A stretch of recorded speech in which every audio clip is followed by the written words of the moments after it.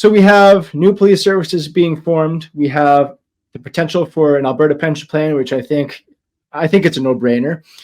It is a no-brainer. The fact that the NDP think this is a winning issue just because the polls tell them it is, that's just because people are not educated on it. Once they're educated on it, it's a no-brainer. I agree.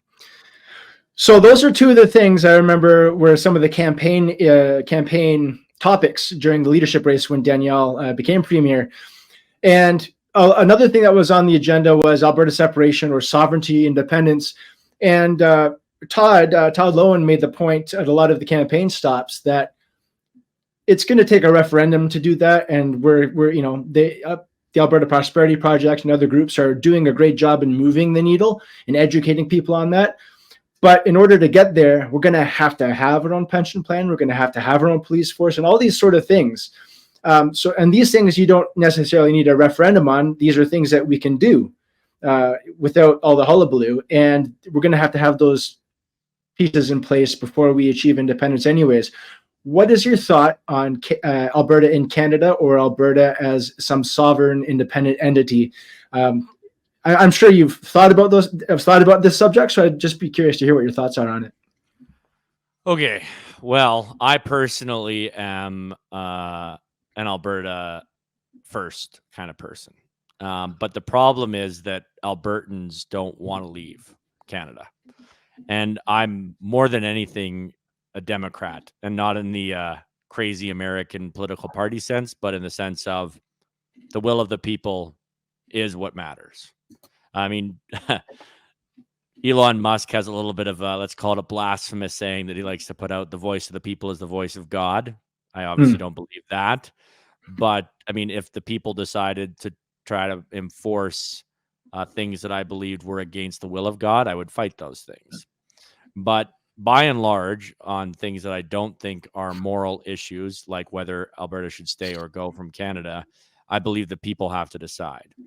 So to your point, I don't think it's at all possible for us to have separation without something like the Alberta pension plan or an Alberta police force. And I think Alberta needs to collect its own taxes too. All things that Quebec already has within Canada.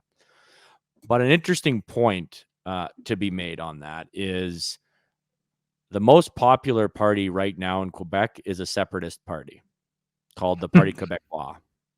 They're about to form one of the largest majority governments in Quebec's history, and they will probably be having a referendum on separation.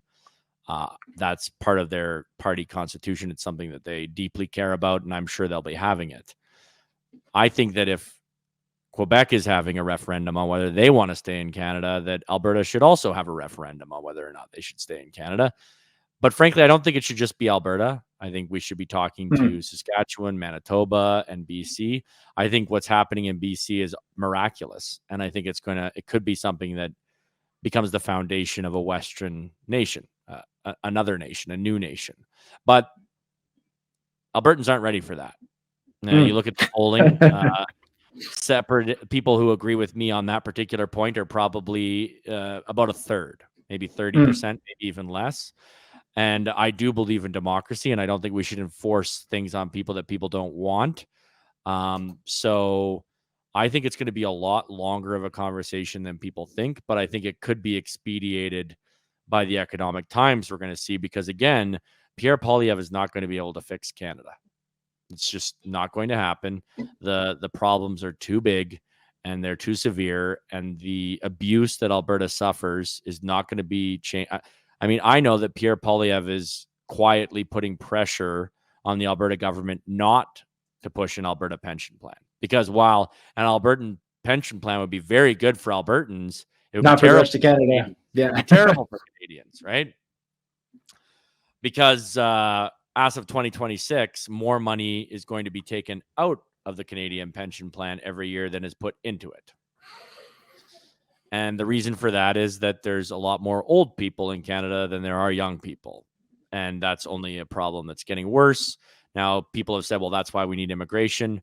Maybe that's true. Maybe it isn't. It certainly doesn't seem to be working right now at the volume that it's at.